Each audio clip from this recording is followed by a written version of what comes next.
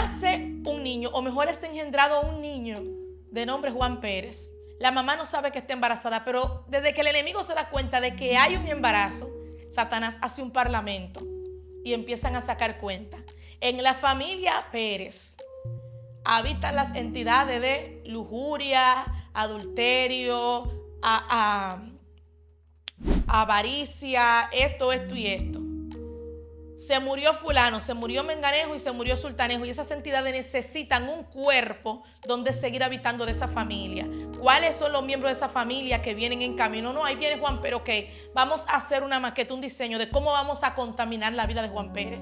Entonces el enemigo empieza a obrar. Resulta que en esa familia la mujer es violenta, o la mujer es iracunda, o la mujer es celosa, y el hombre es un hombre desatendido con el hogar. Entonces la mujer empieza a buscar cosas por afuera. Viene el enemigo y obra en el entendimiento de ese hombre para que ese hombre deje esa familia. Viene una herida a la vida de esa mujer que empieza a ministrar el embarazo con sufrimiento, con amargura. Ahí empieza la cautividad a operar en la vida de Juan. Pero ¿qué pasa? Juan nace.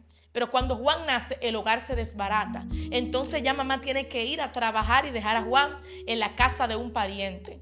Pero ¿qué pasa? Entonces el enemigo ve el escenario perfecto para seguir operando. Ok, vamos a tocar a esos parientes que tienen un problema en cuanto a su sexualidad, para a través de ello tocar a Juan y abrirle espacio al espíritu tal y tal que está dentro de la familia. No tienen que pasar por lo mismo. Entonces, ¿qué pasa con la vida de Juan? Juan empieza a entrar en una serie de cautividades. ¿Por qué? Porque la vida empezó a golpear a Juan a temprana edad. Porque la vida empezó a maltratar a Juan, y ya el corazón de Juan está perjudicado. Cuando Satanás entra en Juan, es lo mismo que cuando el pecado entró en Eva. Ya Juan no solamente el pecado lo cautivó, no solamente lo marcó el rechazo, no solamente lo marcó el menosprecio, no solamente lo marcó el abuso. Ahora lo que lo marcó lo quiere usar como vehículo. ¿Y qué pasa con Juan? Que cuando Juan llega a una edad, que Juan empieza a independizarse, que Juan empieza a adquirir riqueza, que Juan empieza a producir, ya Juan no solamente es una persona herida y marcada, sino que es un ente para herir y marcar. ¿Por qué? Porque cuando el enemigo entra en el corazón de una persona,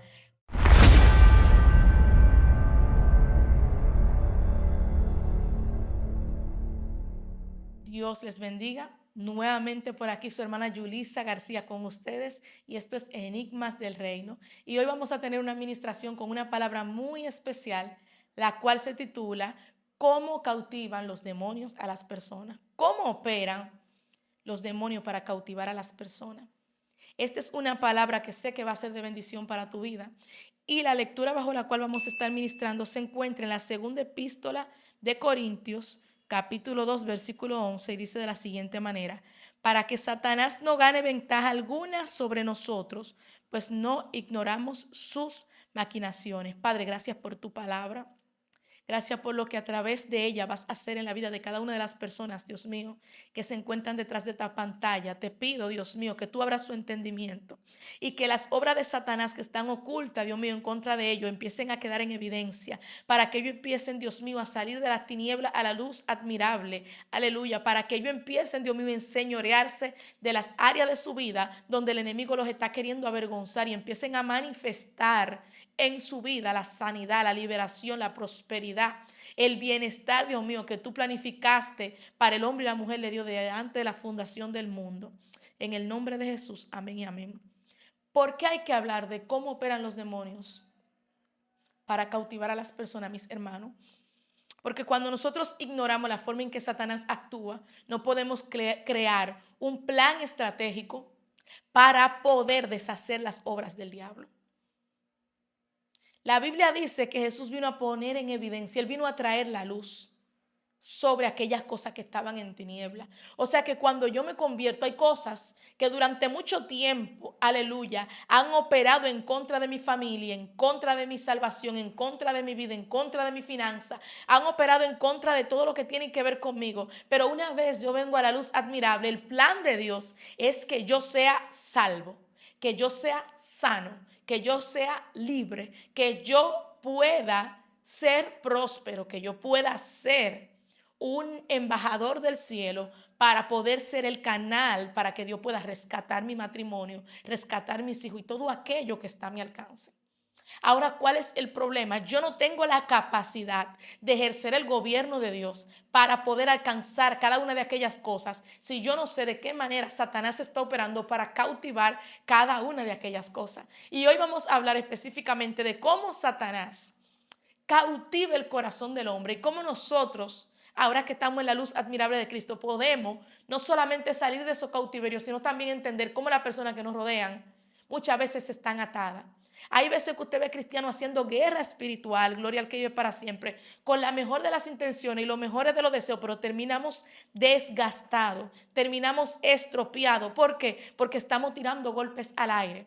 Estamos peleando contra un enemigo que muchas veces no sabemos cómo se mueve, no sabemos en qué área se mueve, no sabemos a qué hora ni bajo cuál estrategia está operando. Y eso hace que yo agote mis recursos en estrategias que no son funcionales. De momento usted le dice, mira, para tu casa van a robar. Y dependiendo del adversario con el que usted sabe que se está enfrentando, usted sabe cómo usted tiene que asegurarse. Lo primero que usted hace es que usted evalúa su casa.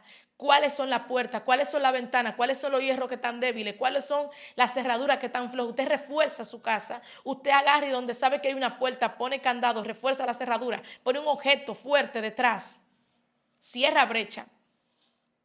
Y después, ¿qué usted hace? Usted evalúa, ven acá, pero ¿cuántos son? ¿A qué hora vienen? ¿De qué forma? ¿Con qué arma vienen? Y usted empieza a ganar ventaja en cuanto a la lucha que usted está peleando conforme al conocimiento que usted tiene. Uno, de sus debilidades y sus fortalezas. Y dos, de quién es su oponente y cómo él se maneja. Amén. Entonces, en 2 de Corintios 2:11 me está diciendo que no puedo ignorar las maquinaciones de Satanás para que Satanás no gane ventaja alguna. O sea que la ventaja de Satanás es mi ignorancia. La ventaja del enemigo es mi desconocimiento de la forma en que él se maneja. Amén. Entonces, para entrar en materia sobre cómo Satanás cautiva a las personas, vámonos directamente a la palabra y nos vamos a ir a la primera cautividad, la primera persona que fue engañada por Satanás, la cual fue Eva. Y la palabra nos relata en el Génesis que Satanás, por medio de argumentos, llevó a Eva, la convenció de hacer lo que Eva sabía que no estaba bien delante de Dios. O sea, la convenció de desobedecer. Eva sabía que no podía comer del fruto del árbol del conocimiento del bien y del mal, el fruto X, no sabemos qué fruto era. Satanás empezó a seducir a Eva. Y yo quiero que usted note, le dijo, si tú comes este fruto, vas a ser semejante a Dios. O sea, Satanás creó en el corazón de Eva la necesidad de algo de lo cual Eva no tenía necesidad.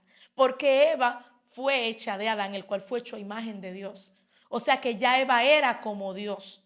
Así como Dios gobierna en el cielo, Dios le dio la potestad al hombre de gobernar sobre la tierra. Pero Satanás le hizo creer a Eva que Eva tenía necesidad de algo que ya tenía. Póngale atención a esto.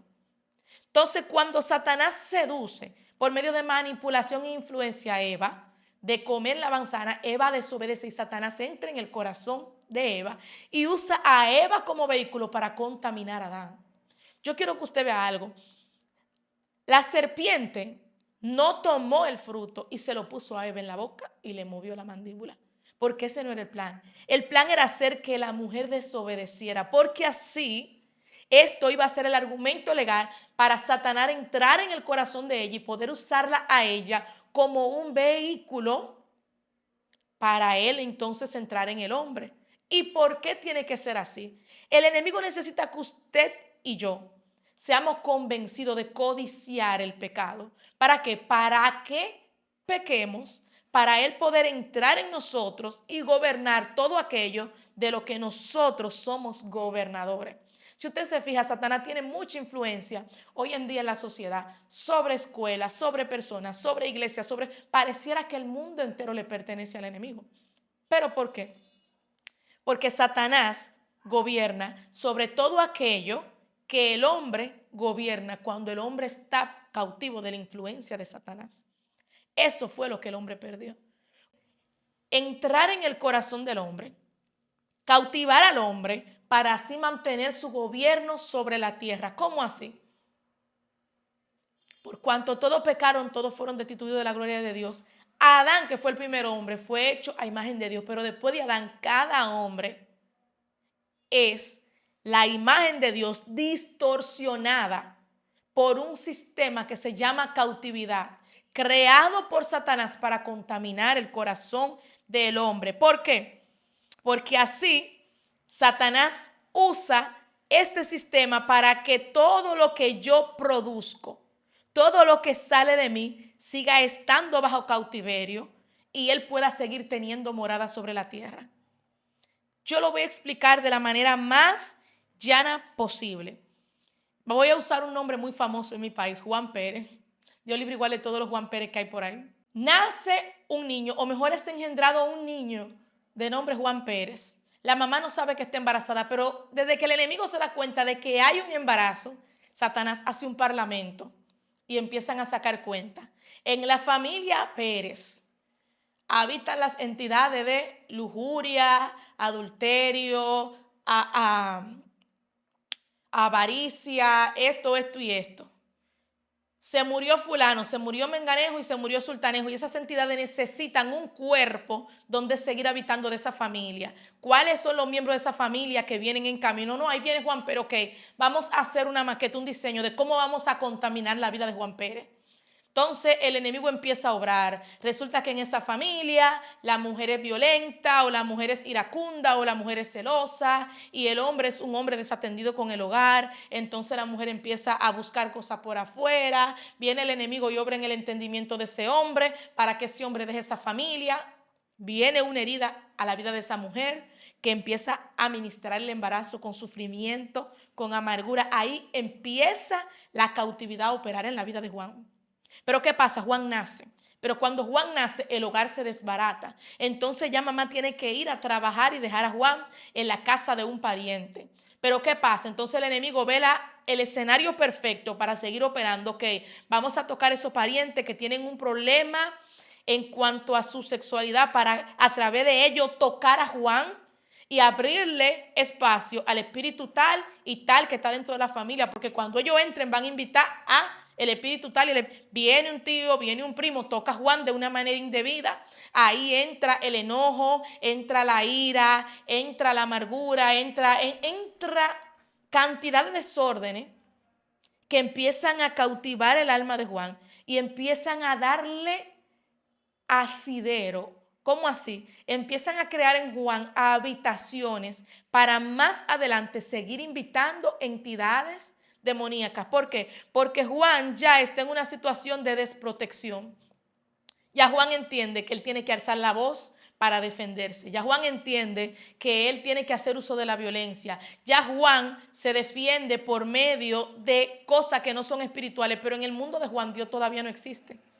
Le estoy hablando a gente que sabe que mientras estoy hablando están pensando y su mente está yendo a cosas que le han sucedido, que ellos dicen, Señor, pero ¿por qué me pasó eso? Y tienes que entender que hubo un tiempo de tu vida en que tú no conocías a Dios. Hubo un tiempo de tu vida en que tú viviste en un mundo cruel y despiadado, orquestado por el enemigo para marcarte, pero eso mismo que el enemigo utilizó para herirte y para que tú mañana seas una persona descompuesta, Dios lo va a usar para sanarte y para usarte como instrumento para sanar a otro. ¿Por qué? Porque a lo mejor te alcanzó la consecuencia de que nadie en tus generaciones se levantó para libertar a la familia, pero tú puedes ser el libertador. De que nadie en tus generaciones se levantó a romper las cadenas que era necesario romper, pero tus hijos no tienen que pasar por lo mismo. Entonces, ¿qué pasa con la vida de Juan? Juan empieza a entrar en una serie de cautividades. ¿Por qué? Porque la vida empezó a golpear a Juan a temprana edad. Porque la vida empezó a maltratar a Juan y ya el corazón de Juan está perjudicado. Cuando Satanás entra en Juan, es lo mismo que cuando el pecado entró en Eva.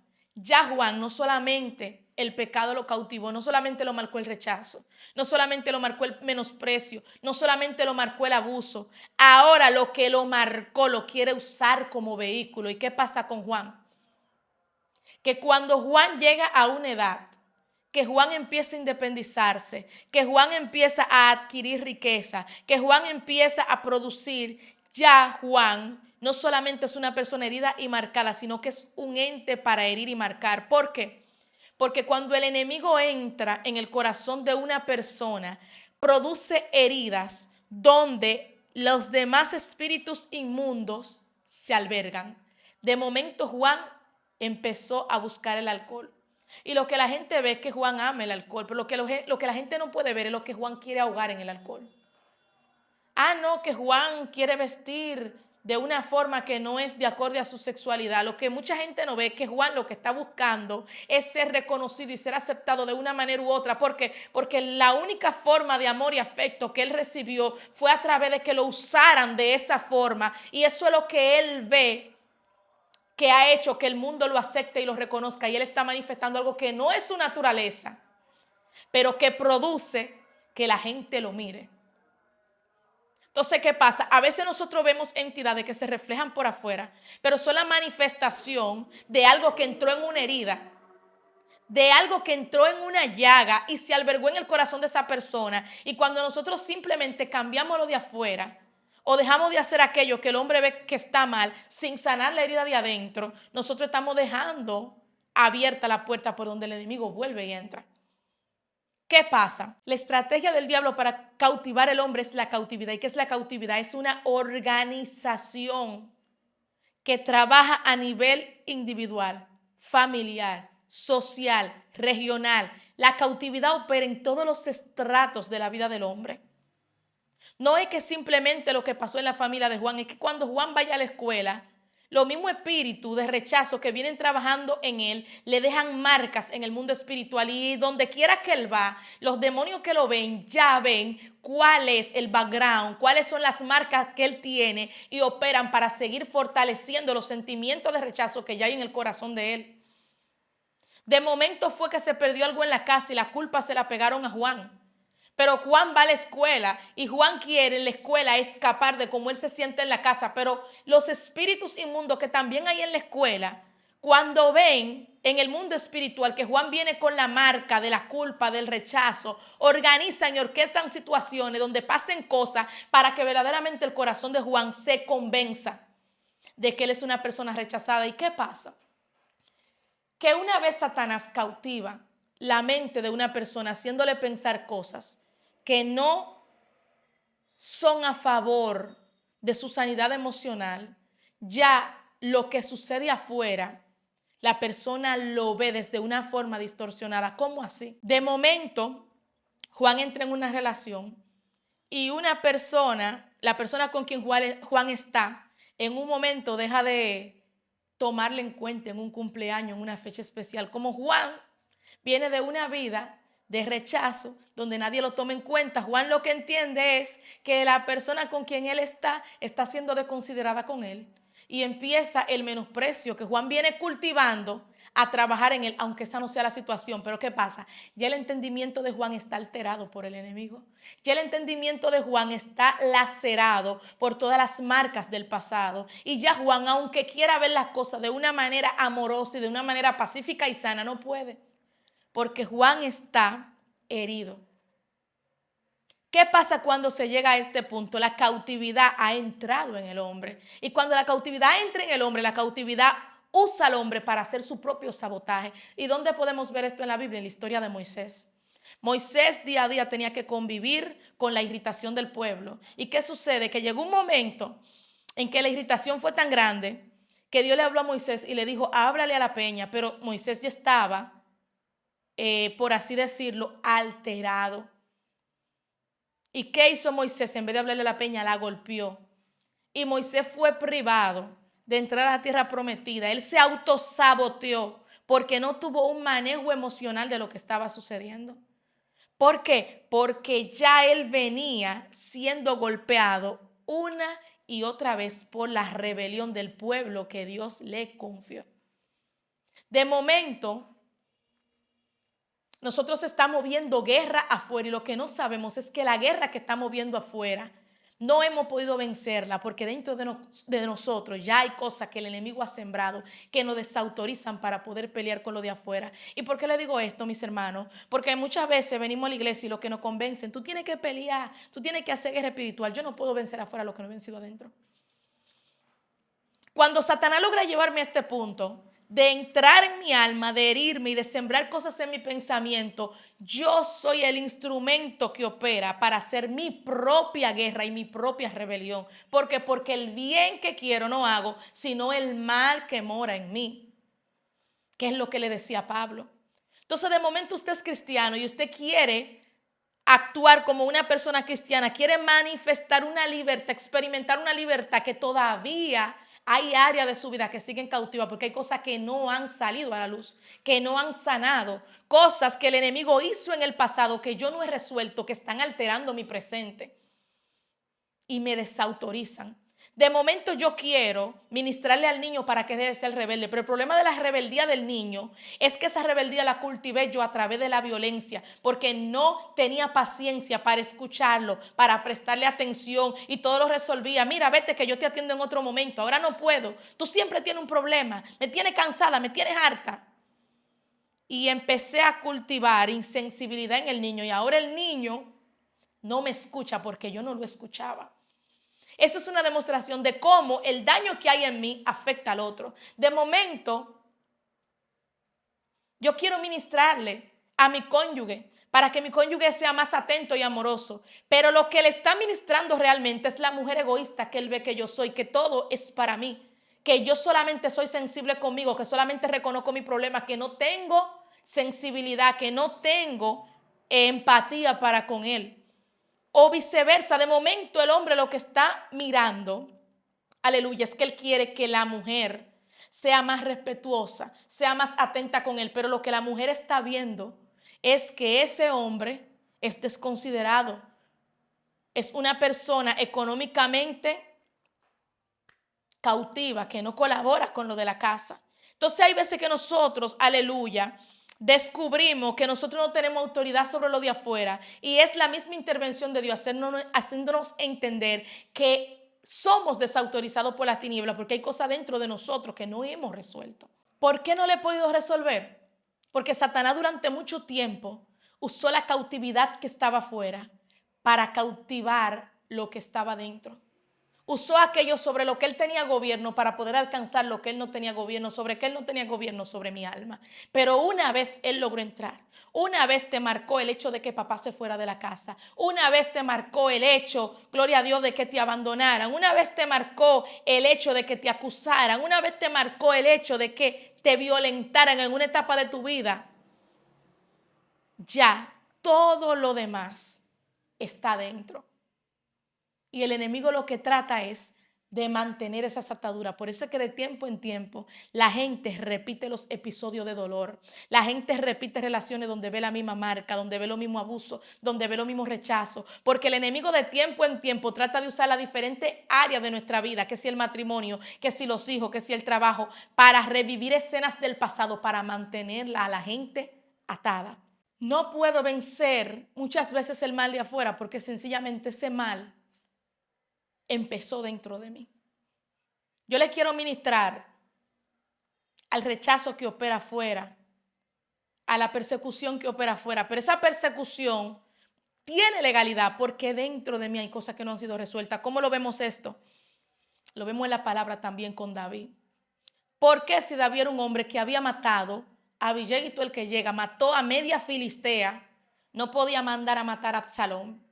No podía mandar a matar a Ahitofel porque David sabía que ese mal que se estaba manifestando afuera, él lo cultivó adentro. Dios le dijo que la legalidad que tenía ese mal que lo estaba azotando afuera fue una legalidad que él le dio. Por causa de que el pecado que estaba dentro de él, él lo manifestó y esa fue la puerta legal que la espada utilizó para entrar. ¿Qué le dijo Dios? Por cuanto tú mataste, la espada no va a salir de tu casa. O sea, fuiste tú que le diste legalidad a la espada.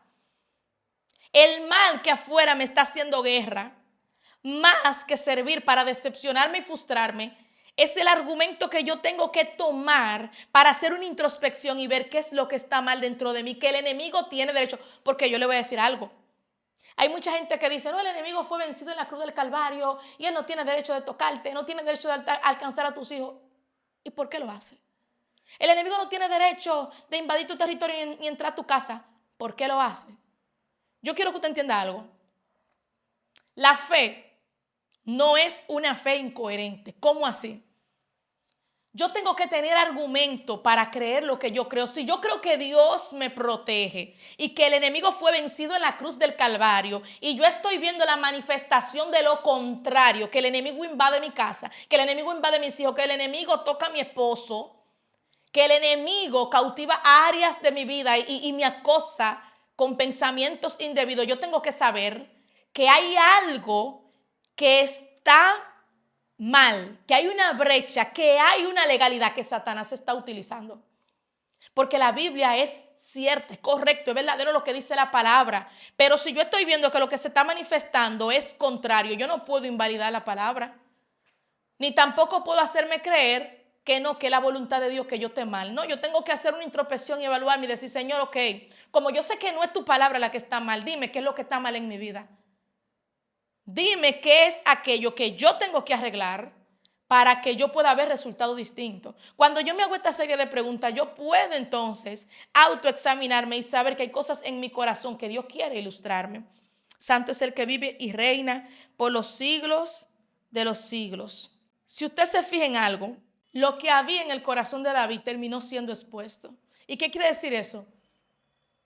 Que Dios va a provocar escenario para exponer lo que hay en nuestra alma, para nosotros poder entender por qué en determinada área de nuestra vida nosotros estamos en derrota.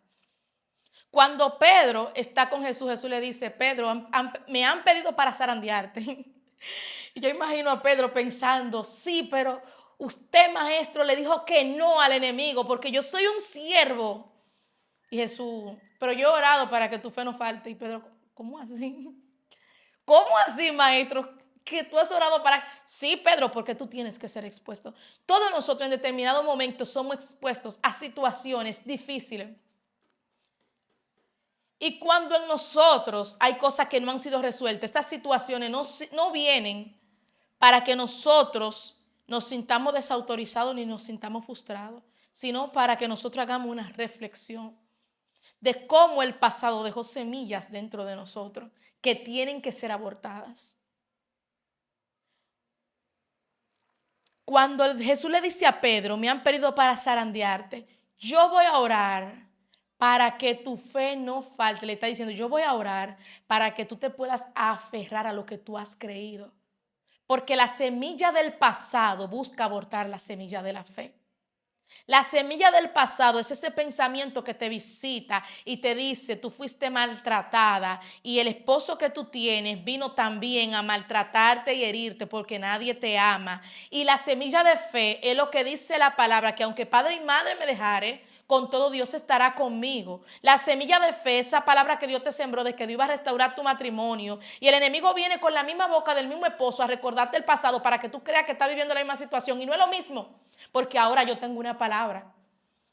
¿Y qué es lo que Jesús está diciendo a Pedro y nos está ilustrando a nosotros como iglesia de este tiempo? Que va a llegar un momento en que nosotros vamos a ser expuestos a situaciones que van a revelar si lo que hay dentro de nosotros es la semilla de lo que el pasado sembró o la semilla de la fe en la palabra que Dios nos depositó. Porque tú no tienes manera de volver al pasado y evitar lo que pasó. Pero tú puedes sanar el pasado con el presente a través de creer la palabra. ¿Cómo? Gloria al que vive y reina. Para concluir, yo puedo, santo es el Señor, ¿cómo yo puedo salir de este ciclo de cautividad? Gobernando adentro. Las personas que vienen siguiéndonos en serie saben que hemos hablado de la guerra espiritual y de los niveles de guerra espiritual y hablamos de que el primer nivel de guerra espiritual es la guerra interna. Para yo poder salir de la cautividad de Satanás a nivel almático, yo tengo que empezar a gobernar adentro. ¿Y cómo lo hago? La Biblia dice, someteos pues a Dios, resistid al diablo y él huirá de vosotros. ¿Cómo es este proceso? Este proceso es a través del arrepentimiento. No el arrepentimiento de yo decir me arrepiento y ya no, el arrepentimiento genuino, el cual es un proceso que consta de los siguientes pasos. 1, someteos. Seguir la guianza del Espíritu Santo. El Espíritu Santo me va a llevar al desierto. Dice la palabra, te llevé al desierto y te afligí y te hice tener hambre para probar lo que había en tu corazón, si habrías o no de guardar mis mandamientos. ¿Cómo así? Yo aceptar voluntariamente los procesos que Dios trae sobre mi vida. ¿Por qué? Porque ellos van a exponer qué es lo que hay en mi corazón.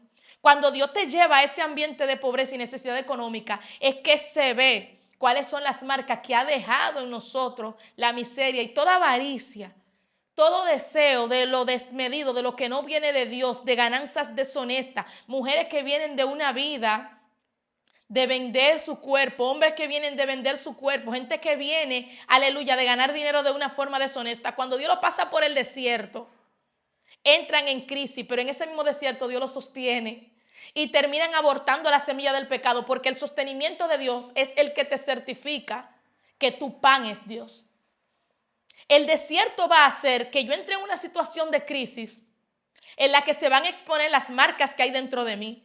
Pero esas marcas yo tengo que bombardearlas con la palabra y decir, ok, yo estoy sufriendo porque me están tratando con rechazo. Yo estoy viviendo un rechazo real, pero el rechazo que quiere brotar es el rechazo de cuando yo tenía 5, de cuando yo tenía 4. Y yo le voy a decir a la niña de 5 y a la niña de 4 que Dios no me rechaza.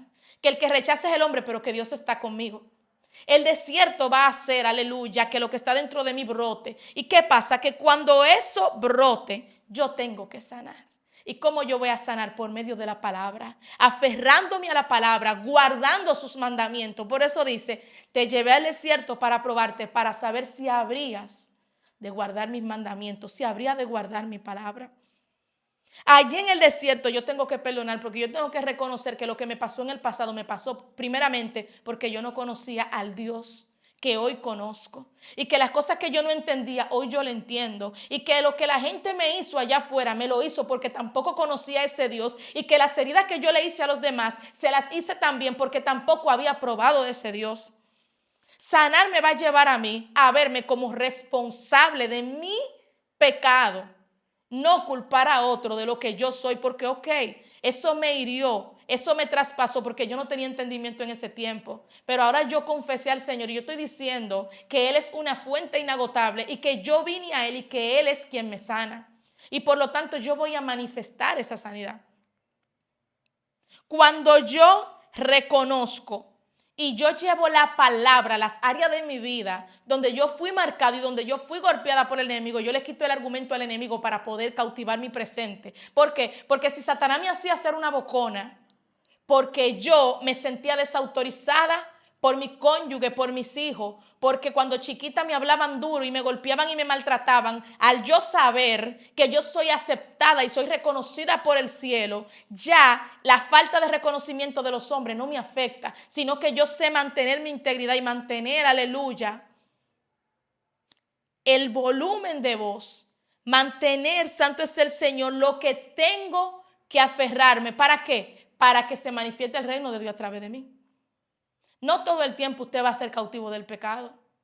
Dice la palabra, somete a Dios, resistí al diablo y él huirá. Va a llegar un tiempo en que cuando Satanás no tenga argumentos sobre usted, él va a tener que irse. Porque el argumento para Satanás cautivar lo que me pertenece es el pecado que mora en mí. Pero cuando yo he vencido el pecado y he sido crucificado juntamente con Cristo, ya Satanás queda sin argumento. Ni para cautivarme a mí, sino que ya el que me cautivaba es mi cautivo. Y por eso Satanás huirá, porque ahí es que yo entro en legalidad para decirle a Satanás, sal de mi esposo, sal de mis hijos. Mientras mi esposo, mis hijos y todo el que está afuera tenga argumento para acusarme, yo no tengo argumento para desautorizar a Satanás en la vida de ellos. Entonces, luego de que yo reconozco, luego de que yo llevo la palabra a esas áreas de mi vida para traer sanidad, luego de que yo perdono y me perdono a mí mismo, yo tengo que trabajar en mis hábitos. El enemigo no solamente nos marca. El enemigo hace que nosotros creemos una serie de costumbres basadas en alimentar el pecado. De momento a veces no nos damos cuenta que hacemos cosas que a nuestros ojos parecen bien y normales, pero no son del agrado de Dios porque alimentan cosas dentro de nosotros que tienen que ver con ataduras que el enemigo. Hay lugares donde usted va que usted no entiende porque usted se siente bien en ese lugar, pero es el enemigo que está recibiendo carga a través de que usted vaya a ese lugar y tenga esas conversaciones y se junte con esas personas. Por eso Dios te corta de aquellos lugares. hay cosas que usted la hace y no entiende por qué se siente bien haciéndola, por qué se siente bien acostándose a las 5, a las 2, a las 3, a las 4 de la mañana con un celular, pero el enemigo llenando su cerebro de información, de promiscuidad y cosas indebidas a través de las cuales hay espíritus que están dentro que se alimentan. Entonces yo tengo que cambiar mis hábitos. ¿Por qué? Porque cuando yo reconocí que el pecado está dentro de mí, yo tengo que empezar a cerrar puertas, empezar a tomar decisiones para que ese pecado no siga alimentándose y yo pueda derribar aquello que entró porque yo no conocía, pero que ahora que yo conozco, tengo la potestad de hacerlo menguar en mi vida. Mis hermanos, hasta aquí nos ha ayudado Dios. Espero haya sido de bendición. Nos vamos a ver en una próxima predicación de Enigmas del Reino. Y voy a orar por ustedes porque sé que esta palabra ha sido amplia, pero ha sido enriquecedor en cuanto a conocimiento y va a ser de bendición sobre su vida. Padre, yo te pido en esta hora que las personas que están detrás, Dios mío, de esta pantalla puedan ser edificados a través de este mensaje. Yo te pido, Dios mío, que tú rompas las cadenas. Yo te pido, Dios mío, que tú libertes. Y sobre todo, Padre, que ellos sean llenos del conocimiento necesario para poder hacerle frente a los ataques del enemigo, de tal manera que salgan más que vencedores. En el nombre de Jesús, amén y amén. Dios les bendiga.